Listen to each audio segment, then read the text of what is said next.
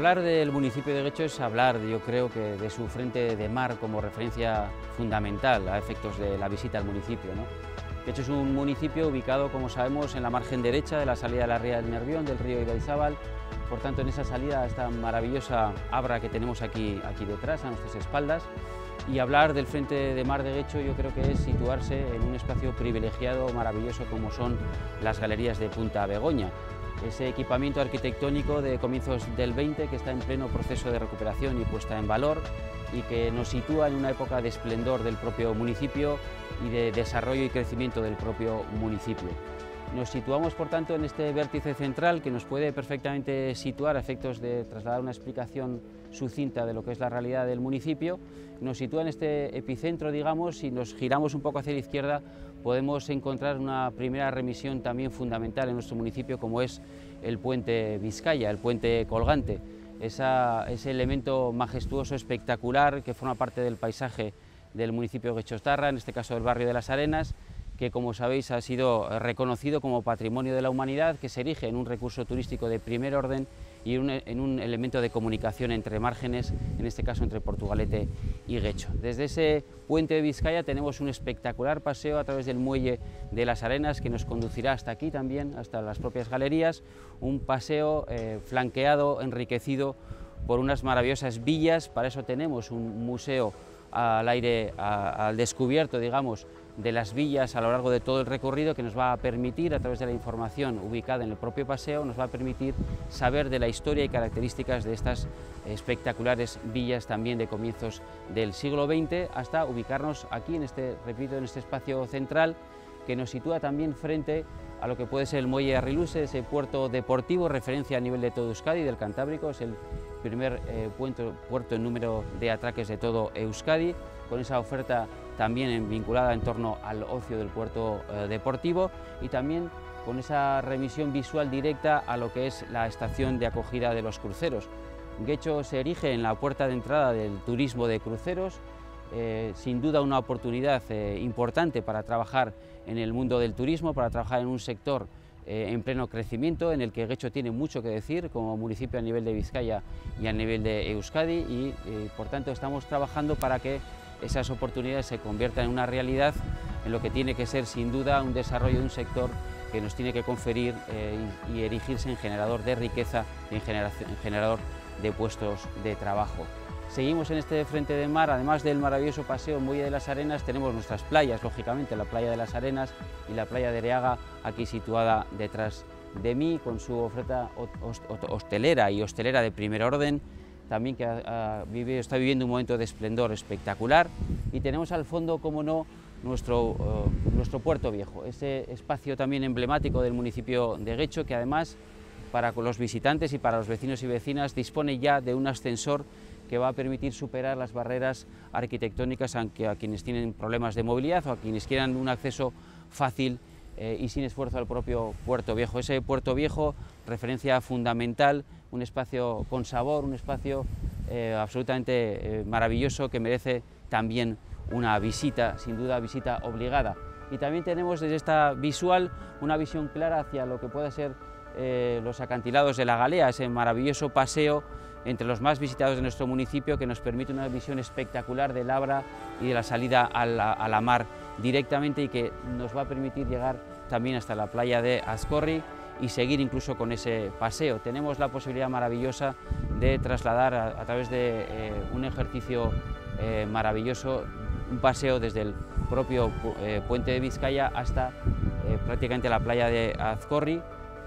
Por tanto, invitar sin duda a todos los que quieran acercarse al municipio de Guecho a visitar Guecho, porque tenemos de recursos turísticos de primer orden, tenemos también de una oferta comercial de primer orden, una oferta hostelera de primer orden y tenemos muchísimo que ofrecer a través de nuestros paseos, nuestras playas y nuestros recursos turísticos a los que me he referido anteriormente. Y además de todo ello, disponemos de una oferta cultural de primer orden, capitaneada, por así decir, por nuestros grandes festivales.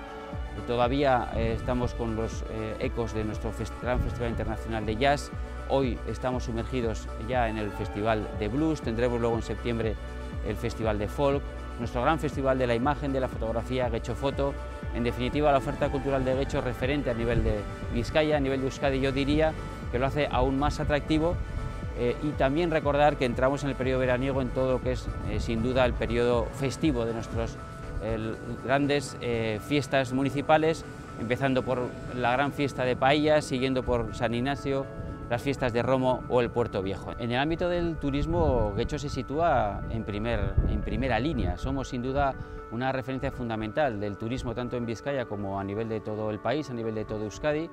Esto responde a la realidad de un municipio con unos recursos turísticos de primer orden, desde nuestro puente de Vizcaya hasta lo que pueda ser el puerto deportivo, nuestro puerto viejo, nuestros paseos, nuestras playas, nuestra oferta cultural, nuestra oferta deportiva, hacen de Getxo sin duda un municipio absolutamente atractivo para los visitantes, y en ese sentido estamos trabajando, colaborando las instituciones con el sector privado para sin duda hacer de esta realidad una oportunidad que nos permita trabajar en lo que es la generación de riqueza, la generación de puestos de trabajo y la conformación de una industria que nos permita sin duda seguir desarrollándonos económicamente como corresponde a un municipio con estas oportunidades. A partir de ahí, nuestro criterio es que en Getxo no se está produciendo ni de lejos ninguna de las cuestiones que se suscitan en las grandes ciudades turísticas en relación al debate suscitado últimamente sobre el turismo.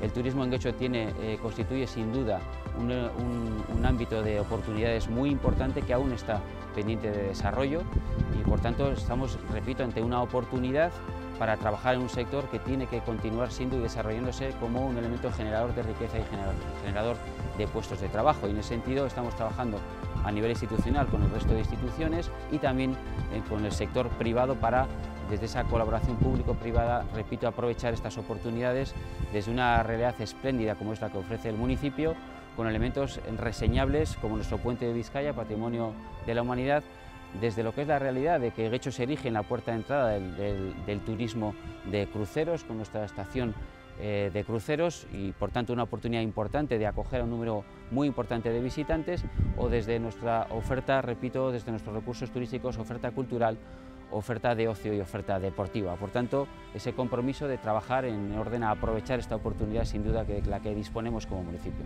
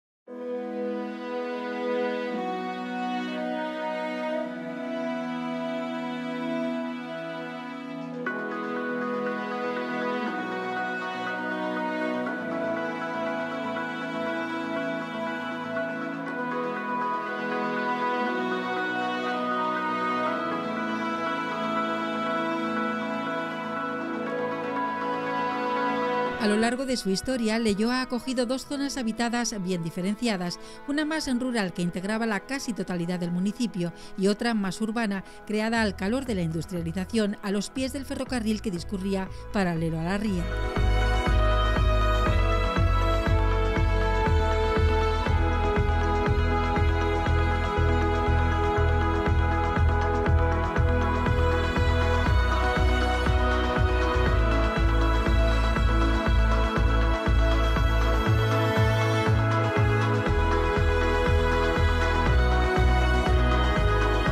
Durante las décadas de 1960 y 1970, el desarrollo económico hizo que se diese un flujo importante de personas que llegaron a instalarse en Leioa. Este movimiento demográfico tuvo un enorme impacto en muchos de los núcleos de población, provocó un crecimiento aceleradísimo de los mismos, así como un importante cambio en su fisonomía urbana.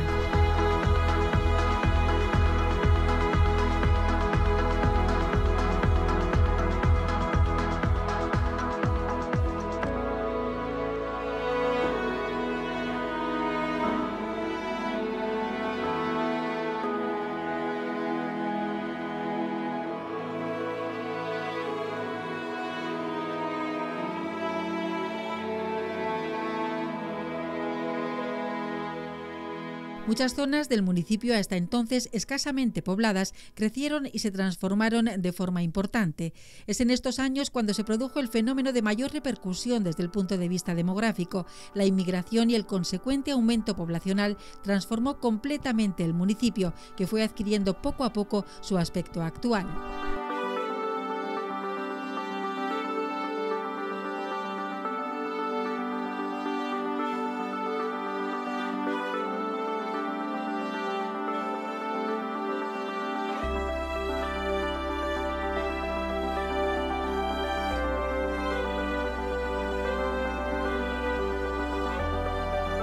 Leioa acoge hoy un hábitat todavía mixto de zonas rurales y urbanizadas, si bien con gran predominio de estas últimas. Los barrios que lo componen son, en su parte más alta y lejana a la ría del Nervión, Suachu, Peruri, Sarriena, Sansoena y Lertuche.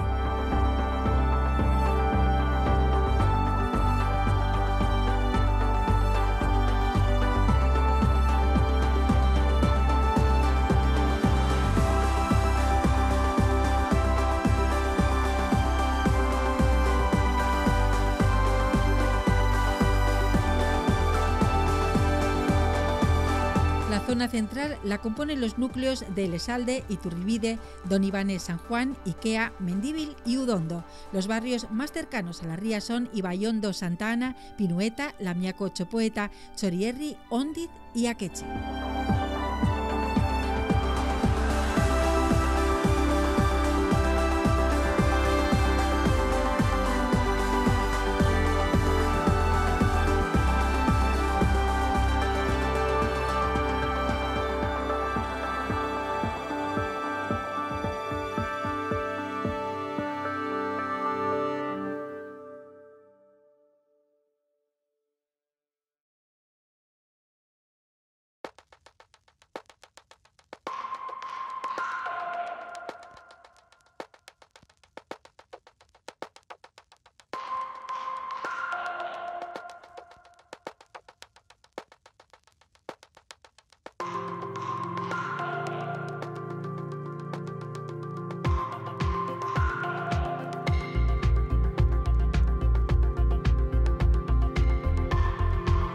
En lo que a suelos residenciales se refiere, dado que muchos de los contemplados son de naturaleza urbanizable, el desarrollo de los mismos va a permitir alcanzar estándares de vivienda protegida de hasta un 65% del total a construir. Esto posibilitará que una de cada dos tenga el carácter de vivienda protegida.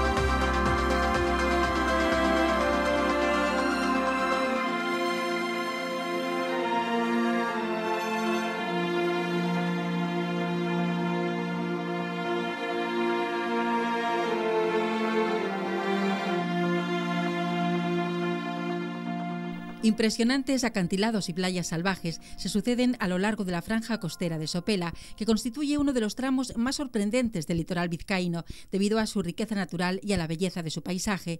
Esta apacible y acogedora localidad es además un auténtico paraíso para quienes deseen combinar deporte y ocio, pues nos permite realizar actividades tan dispersas como surf, bodyboard, parapente, escalada y rutas en mountain bike.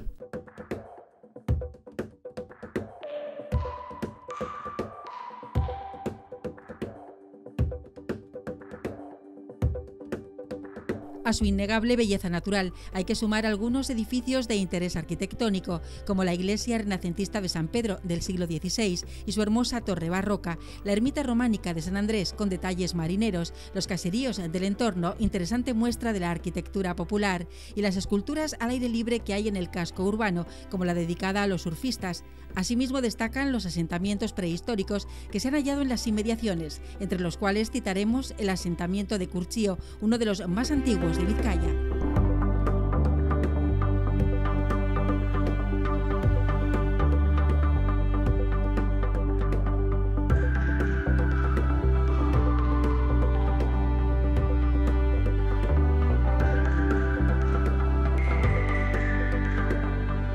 Pero sin duda las tres playas son uno de sus principales atractivos. Barinache o la salvaje de fuerte oleaje atrae a numerosos surfistas. En un extremo se practica el nudismo y cada año acoge una carrera nudista internacional muy consolidada en la villa.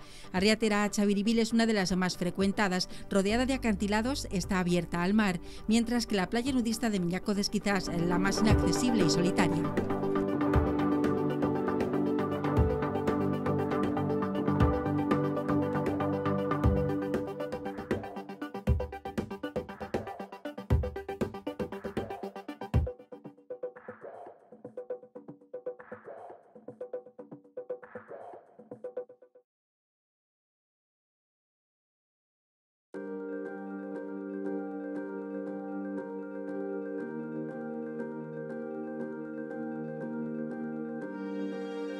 Además de sus arenales, merece la pena recorrer el paseo que se extiende desde Guecho a Sopela entre impresionantes acantilados, desde donde muchos practican deportes aéreos como el parapente o el ala delta. En el camino descubriremos interesantes elementos como el molino de Aiserrota y el faro de Punta Galea. Cuenta también con numerosos espacios verdes, como el parque de Iturrieta, donde encontraremos el conocido estanque de la ballena.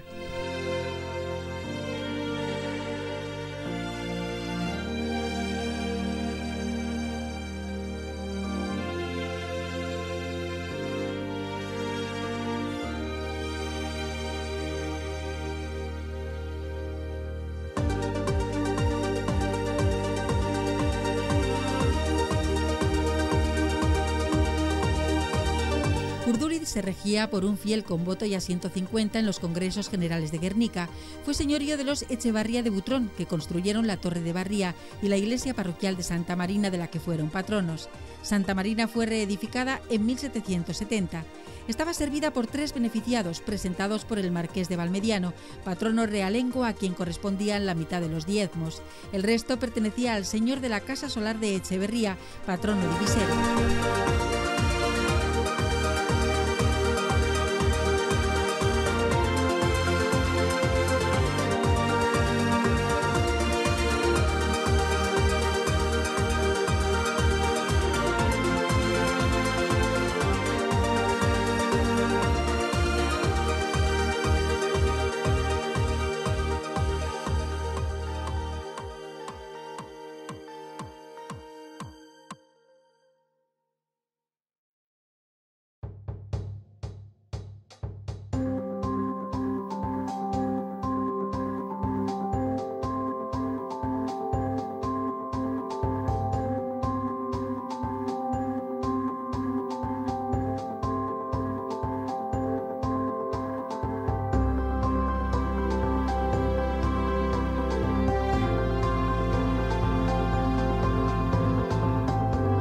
La ermita de Santa Marina está situada en las peñas del mismo nombre, donde existieron 8 molinos. Desde allí se divisa el litoral vizcaíno desde la punta de Lucero hasta el Cabo Villano. En su fértil vega se cosechaba trigo, maíz, alubias y uva para la elaboración de chacolí. En las zonas altas proliferaba el roble, la encina y el madroño. A finales del siglo XIX se construyó el castillo de Butrón con material extraído de las canteras de Urduriz.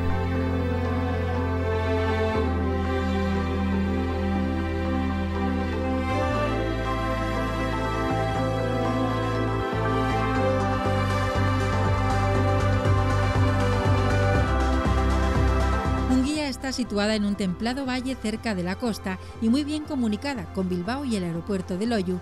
Esta localidad se encuentra en constante crecimiento tanto en el sector industrial como en el terciario.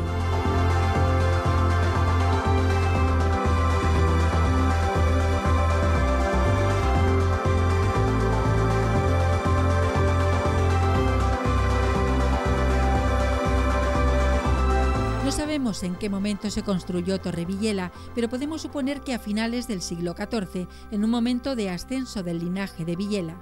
Quizás entonces no fuera totalmente de piedra, ya que en 1511 y en 1514 los documentos se refieren a ella como el cadalso de los Villela, denominación que en la Vizcaya de entonces parece haberse aplicado a edificios construidos fundamentalmente en madera. Después conoció varias modificaciones, si bien la más importante fue la de mediados del siglo XIX, que le dio su actual aspecto exterior. Se suprimieron algunos edificios anexos, se renovó el interior, que pasó de 2 a 3 alturas, se abrieron nuevos huecos en la torre y el almenado fue rehecho. Al mismo tiempo se alzó un palacio de estilo revivalista que rodeó a la torre en 3 de sus fachadas, ocultando sus primeras plantas. Es evidente que la torre se construyó en varias fases, aunque al menos las 2 primeras debieron estar muy próximas en el tiempo. En la fachada delantera se pueden observar los restos del que debió ser el acceso principal del edificio, quizás dotado de una escalera exterior de piedra. A la derecha puede verse la jamba de otro vano, este adintelado, que parece de factura más moderna. En otros puntos se aprecian huellas de otros vanos mucho más alterados. El piso residencial abarcaba en origen casi la mitad de la altura total de la casa. Evidentemente esto dificultaba la iluminación y aireación de su zona superior, por lo que se abrieron allí algunas pequeñas ventanas apuntadas que hoy se corresponden con la parte alta de la segunda planta.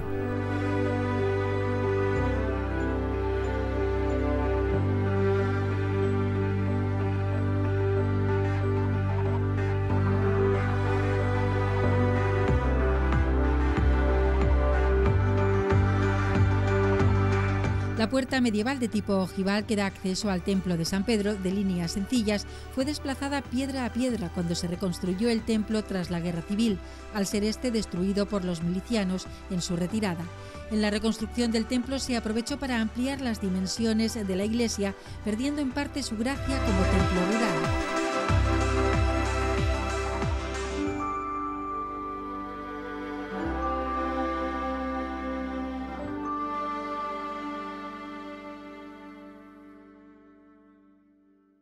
San Pedro es la iglesia que ha regido la vida espiritual de Munguía en los últimos 1000 años de historia.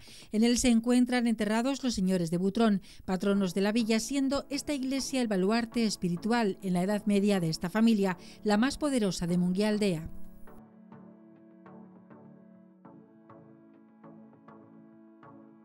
El pórtico de estilo isabelino nos llama la atención por la bóveda celeste, que se encuentra representada en su parte superior, flanqueada a izquierda y derecha por el sol y la luna. Faltan en la fachada las imágenes de los santos a los que estaba destinada la advocación del templo, San Pedro, San Pablo y la Virgen María. Esta portada no se modificó en la reconstrucción del templo de la posguerra, solo se le suprimió el cobertizo que la protegía de las inclemencias del tiempo.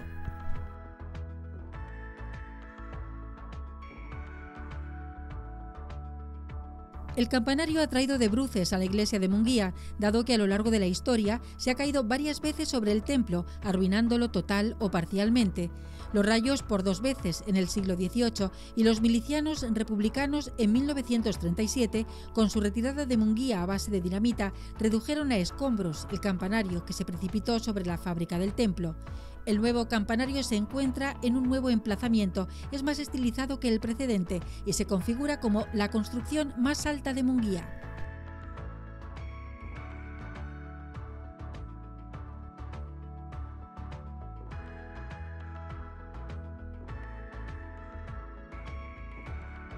Andramari debió ser durante siglos una iglesia con un aspecto de ermita de gran tamaño, con tejado de madera sujetas sobre muros de mampostería.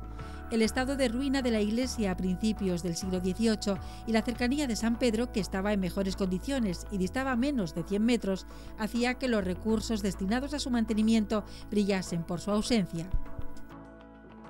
Los vecinos de la anteiglesia decidieron la reedificación de Andramari, según el proyecto de José de Zailorda e Ignacio Vicente de Mendieta y Cebericha, y la construyó Francisco de Uñabeitia entre los años 1746 y 1748.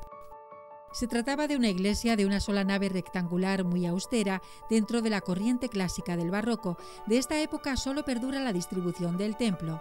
Un siglo más tarde, en 1848, habían reunido suficiente dinero para continuar con las obras y construyeron una nueva fachada de sillería de autor desconocido. Es la que se conserva en la actualidad. La portada tiene efectivamente una estructura muy austera en su concepción. La escasa decoración está marcada por una imposta moldurada que divide la superficie en dos horizontalmente y en tres en registros verticalmente. La puerta de entrada tiene un dintel adovelado y en la parte superior se remata con un frontón con doble hueco para las campanas. Destacar que en Andramari no se podía administrar el sacramento del bautismo, dependiendo para ello del templo de San Pedro. Hoy en día, este centro de referencia de la antigua anteiglesia de Munguía ha pasado a ser el centro en el que los baserritarras de Munguía Aldea comercializan sus productos de la huerta en la Plaza de los Viernes, en el Baricueta Coplasea. A su vez, Andramari se ha convertido en un centro de ocio polivalente gracias a la cubierta del techo y a los cerramientos laterales que le dan abrigo y luminosidad.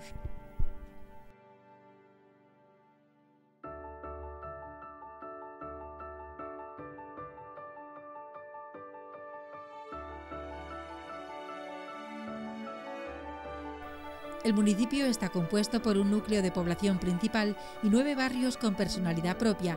Cuenta con diversos tesoros arquitectónicos que merecen ser visitados. Entre la arquitectura civil destacan 2 edificios: el Ayuntamiento, una bella construcción con elementos barrocos y góticos y un amplio soportal con arcos de medio punto, y la antigua Casa Torre de Torrevillela. De origen medieval, ha sido reconstruida en numerosas ocasiones y hoy en día alberga la Casa de Cultura. Aunque sin lugar a dudas la Fuente de la Concordia es uno de los monumentos más emblemáticos del municipio. Situada junto a Torrevillela, es el símbolo de la concordia, el acuerdo y el diálogo.